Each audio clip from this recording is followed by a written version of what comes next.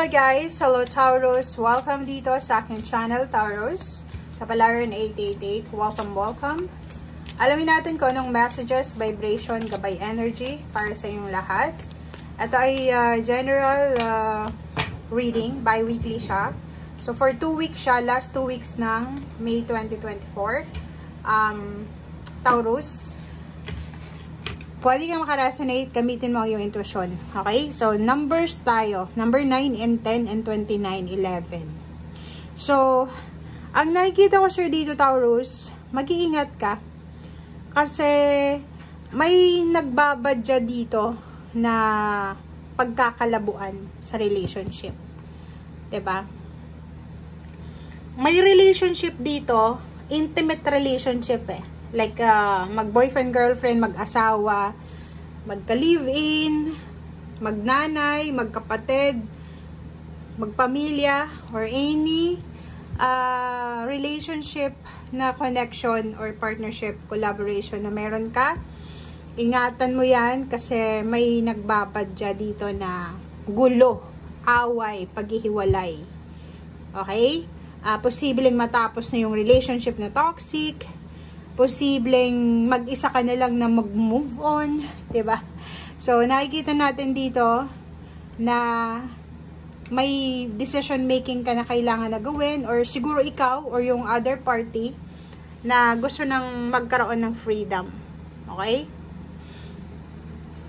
Pero sa tingin ko, hindi sa'yo yung decision making na to. Hindi sa'yo yan.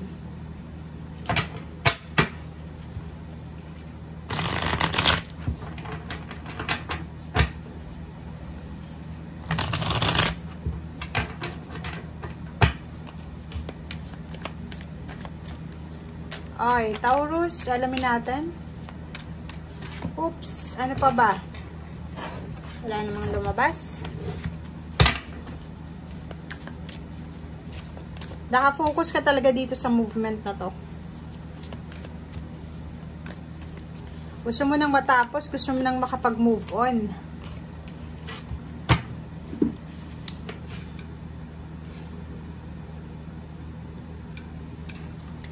Okay, 10 of Raphael, 2 of Raphael.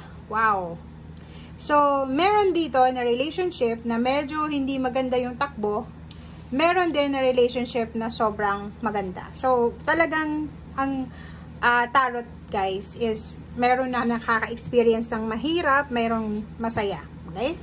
So, nakikita natin dito, kung may iba na may mga posibilidad na magbago yung relationship nila, may maghihiwalay, mag-aaway, or kung ano pa man, meron din na Taurus na posibleng magkakaroon ng bagong relationship, magle-level up yung relationship nila, magkakaintindihan sila, magpapakasal sila, magse-celebrate sila ng wedding anniversaries, monthsaries, or magpaplano silang magpakasal, or may dalawang tao na from friendship, bigla silang nagdesisyon na maging magkarelasyon.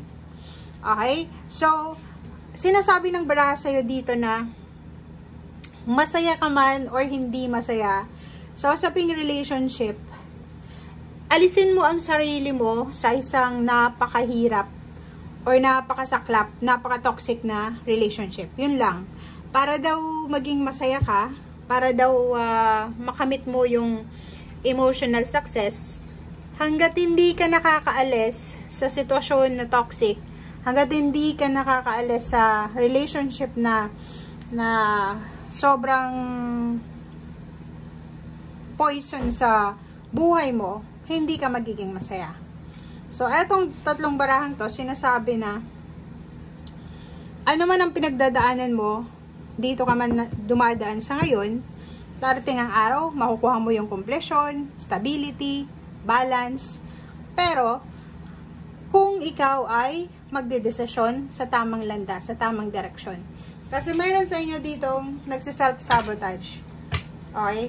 Alam nyo na hindi kayo masaya or hindi masaya yung partner nyo, pero pinipilit nyo. Parang gano'n. Relationship na pinipilit. Relationship na nag-i-stay lang sa relationship for the sake of mga pamilya, anak, o yung sasabihin ng ibang tao, or sanay ka sa comfort zone mo, siya yung comfort zone mo, so, ganun, ayaw mo nang magbago.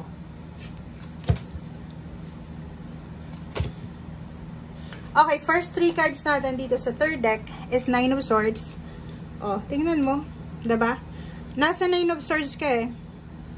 Yung iba sa inyo dito hindi makatulog sa gabi, isip ng isip, iniisip saan ba ako nagkamali, ano ba yung mali sa akin, eto bang relationship na to, is eto na yung for life, or saan ba ako dadalhin ng decision making na to, parang gano'n. May iba din sa inyo dito na hindi makatulog kasi siguro naghihintay kayo ng fulfillment of your wishes and achievements, kasi parang yung iba malapit nang makapagtapos ng pag-aaral, malapit na silang patayo ng bahay, malapit nang mag-retire, ang daming malapit na dito. It's either success or endings, positive endings or achievement siya. So kung naghihintay ka ng pera, ito yung pinoproblema mo, it's either pera. Kung naghihintay ka naman ng achievements mo, excited ka na, so hindi ka mapakali. So, dito naman, may Queen of Pentacles dito. May target ka. From here, Queen of Pentacles and Four of Cups. Naghihintay ka ng tulong pinansyal galing sa iyong kapamilya. Or pwedeng yung kapamilya mo, the other way around, kailangan mong kumilos, kaya nai-stress ka eh. Kaya nai-stress ka kasi ang dami-dami mong obligasyon sa buhay. Maraming umaasa sa'yo.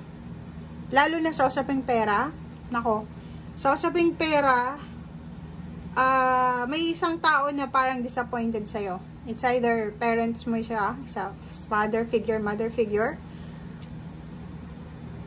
or yung iba sa inyo dito, pwedeng naghihintay ng tulong galing sa'yo, or naghihintay sila ng balita galing sa'yo, or kung ano man siya, na hinihintay galing sa'yo. Okay, so yun. Nakikita ko sa inyo dito na, yun na nga, may relationship dito na magkasama lang sila, united sila, kasi pareho silang pareho silang earth sign siguro, pareho silang ayaw lumabas sa comfort zone nila, nasanay na sila sa company nila, nasanay na sila sa bawat isa, so kahit nagsasuffer sila, kahit hindi sila masaya, boring na yung relationship, nandyan pa rin sila together. Kasi sanay na, ayaw, takot lumabas sa comfort zone. Paki-comment sa comment section if you are resonated. Okay? Trabaho ganun din. Kahit pagod na pagod ka na sa trabaho, ito lang yung trabaho mo, in-offer sa akin, kaya ko, so magtitiis ako. Parang ganun yung mindset mo. Thank you guys and see you again. Bye!